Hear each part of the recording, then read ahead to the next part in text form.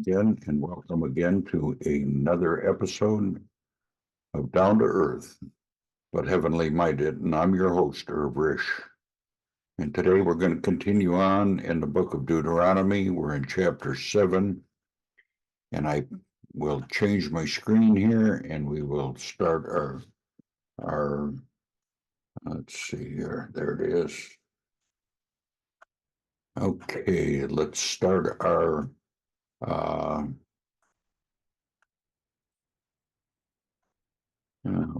move this. There we go. Chapter 7.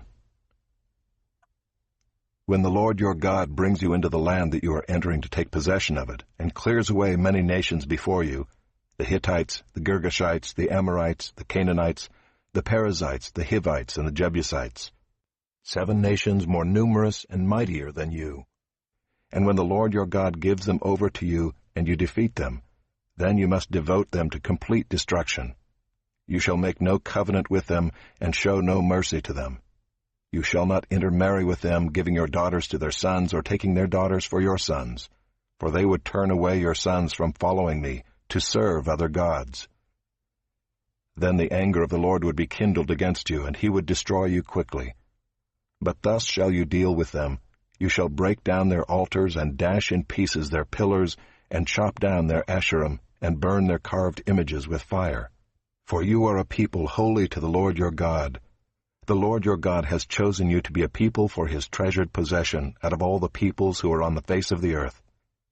It was not because you were more in number than any other people that the Lord set his love on you and chose you, for you were the fewest of all peoples.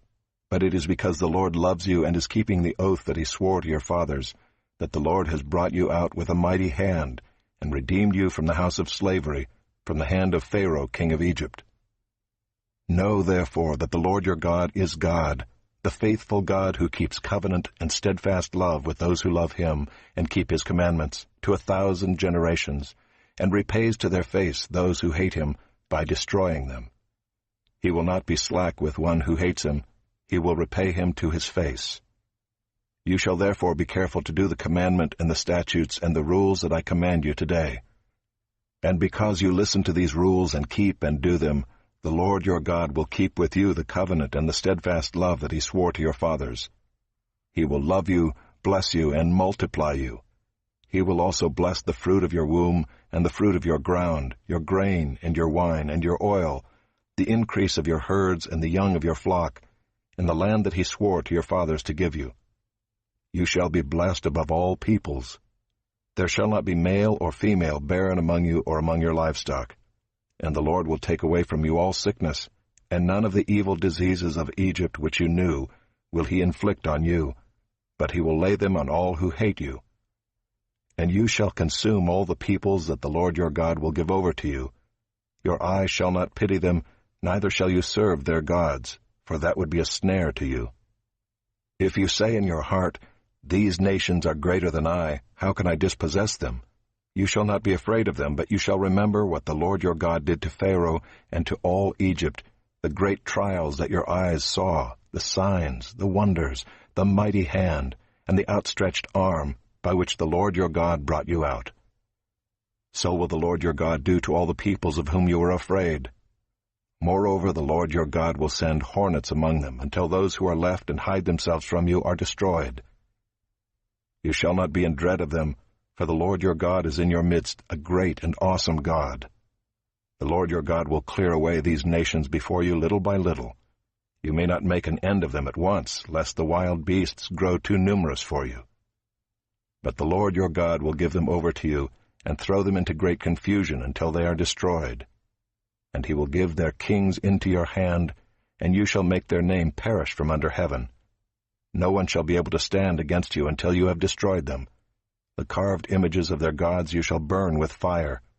You shall not covet the silver or the gold that is on them, or take it for yourselves, lest you be ensnared by it, for it is an abomination to the Lord your God. And you shall not bring an abominable thing into your house and become devoted to destruction like it. You shall utterly detest and abhor it, for it is devoted to destruction.